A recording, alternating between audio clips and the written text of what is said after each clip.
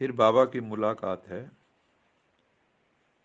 अलबेलापन कमजोरी लाता है, इसलिए अलर्ट रहो। सभी संगम युगी श्रेष्ठ आत्माएं हो। संगम युग की विशेषता क्या है जो किसी भी युग में नहीं होती? कौन बताएगा? ये जो संगम युग है, देखो ये 4 युग तो मेन है। कौन कौन से?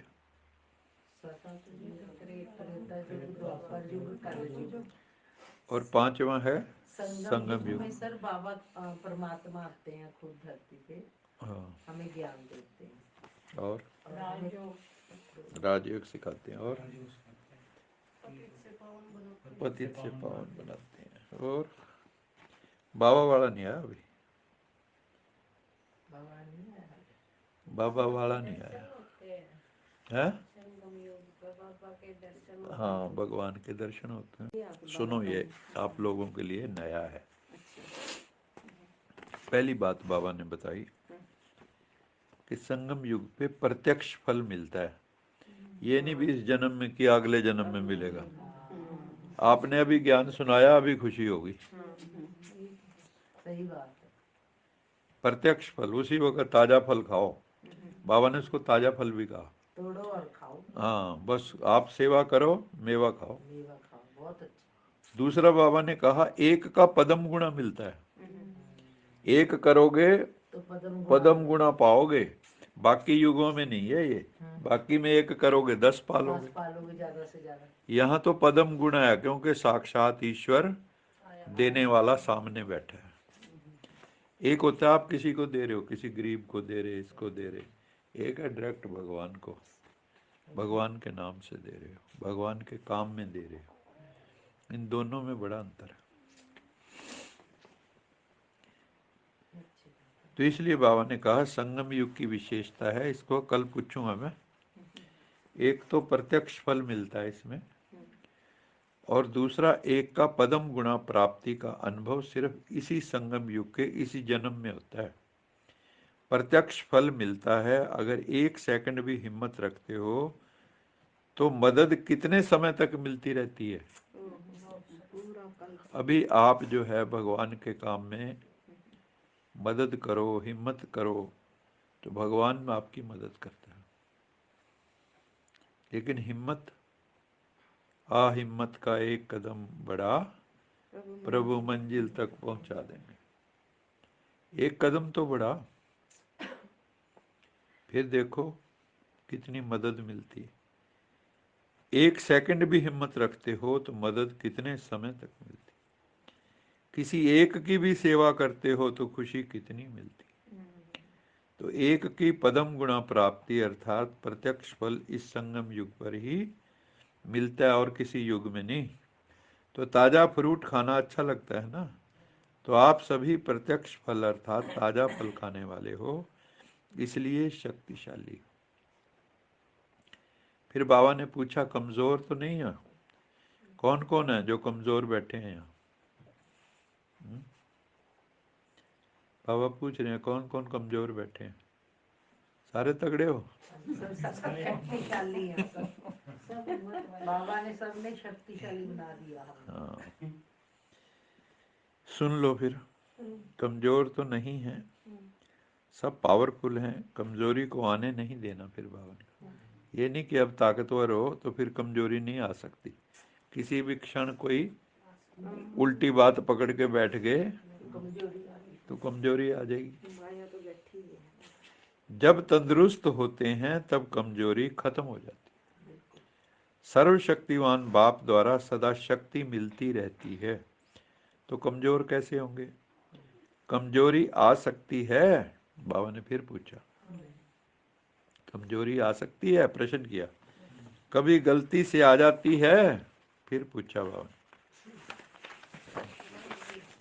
बात कहना चाह रही है। हाँ, बाबा के पास तो जा रहे इतने भाई जी अब मुरली सुन ले, मेरा ख्याल इतना हमारे में कमजोरी नहीं आएगी। हाँ, ये तो है ही, बिल्कुल सही सीखते जाना पर लेके कुछ कर दो फिर है। ना तो बहुत कुछ सिखाओ आप। हाँ, वो गलती मारी है जो हमारे कर ले कम पड़े। फिर बाबा ने आगे और कही एक बात, वो ध्यान से सुनने। जब कुंभकर्ण की नींद में अलबेले होके सो जाते हो तब कमजोरी फिर आ सकती है, नहीं तो आ नहीं सकती।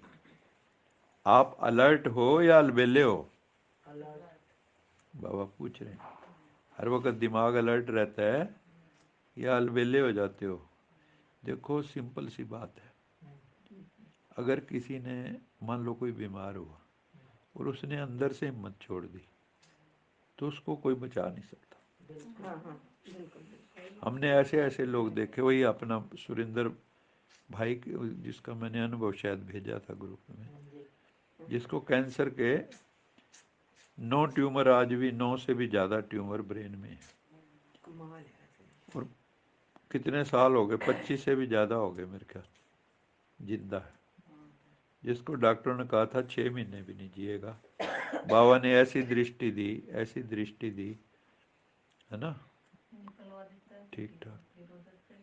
2013 में फिर हो गया था उसको, फिर 1 महीने के अंदर ठीक हो गए। तो साधारण बात नहीं है। मेरी सिस्टर को भी सिर में भी, हाँ कमर में भी, हाँ और लंग्स में भी, हाँ, बताओ। सारा फैल गया था। अब देखो 2 साल फिर हो गए। हाँ वही है ना। तो बाबा कहते हैं अगर तुमने अंदर से हार मान ली, हिम्मत छोड़ दी, फिर कोई नहीं बचा सकता। इसलिए ये जो हमारा जन्म है, भगवान ने जो अपनी गोद का जन्म दिया है, इसका पहला सिद्धांत है हिम्मत। कभी भी हिम्मत नहीं छोड़ना। जो हिम्मत छोड़ देते हैं वो रोते हैं, फिर उनकी आंखों में आंसू आ जाते हैं। तो भगवान का जब साथ है और अपनी हिम्मत है तो आंखों में फिर रोना कभी नहीं आना चाहिए। और फिर जीवन का आपको समझ भी आ गई भी, ये जो रिश्तेदारी सब नाते ऐसे ऐसे हमने बड़े खेल कर रखे, हर जन्म में यही काम करा, पर समझ नहीं थी तब।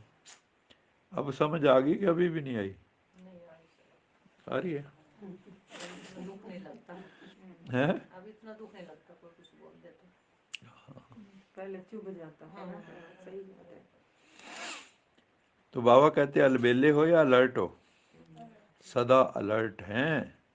संगम युग में बाबा मिला, सब कुछ मिला। सारा दिन क्या क्या करो, बाबा मिला, सब कुछ मिला, बाबा मिला। ब्रह्मा बाबा को भी जब साक्षात्कार हुआ था तो उसने यही कहा, बाबा मिला, सब कुछ मिला। अल्लाह को अल्लाह मिला, बे को बिली बादशाही। आई तार अल्लाह को, हुआ रेल का राही।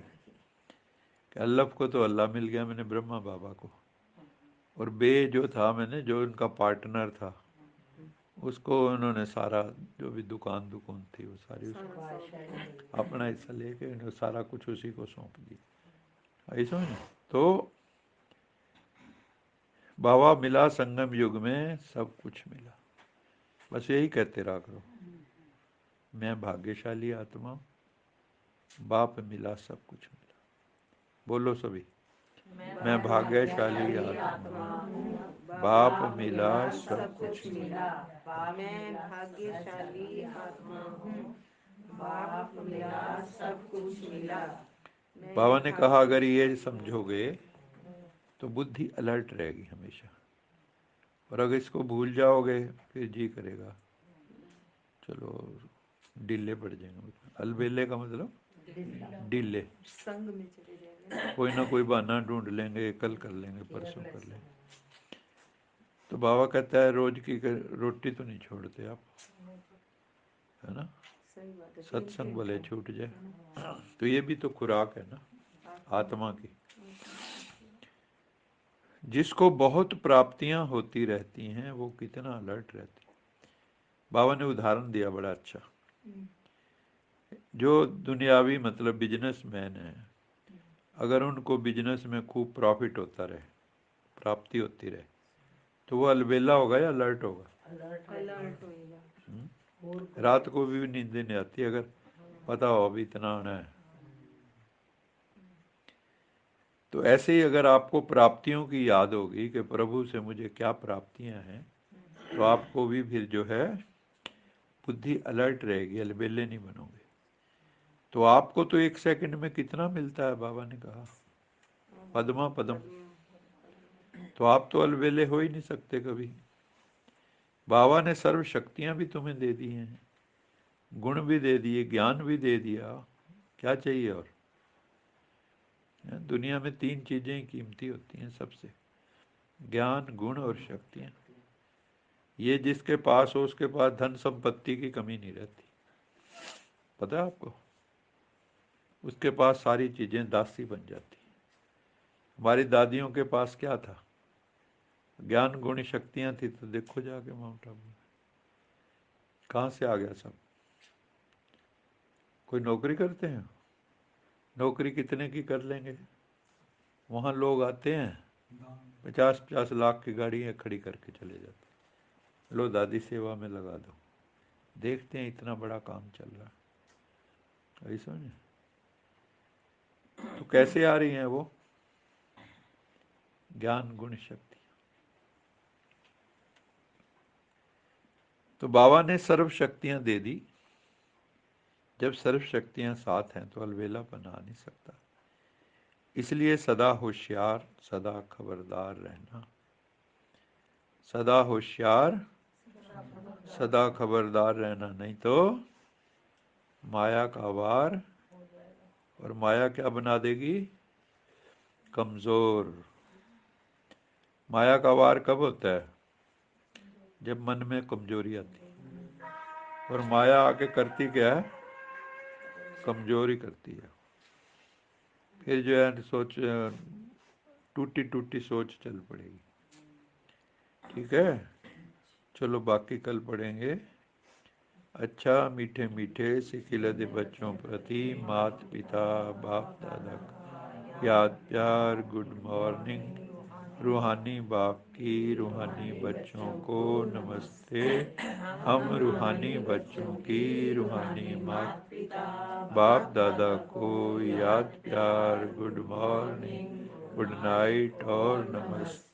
सदा रहो कहीं नहीं बन जाओ, बांध लो अपने, चलो प्रभु के वाहेगुरु जी का खालसा, वाहेगुरु जी की फतेह। बोल साचे दरबार की जय। लोका समस्ता सुखिनो भवन्तु। लोका समस्ता सुखिनो भवन्तु। लोका समस्ता सुखिनो भवन्तु। ओ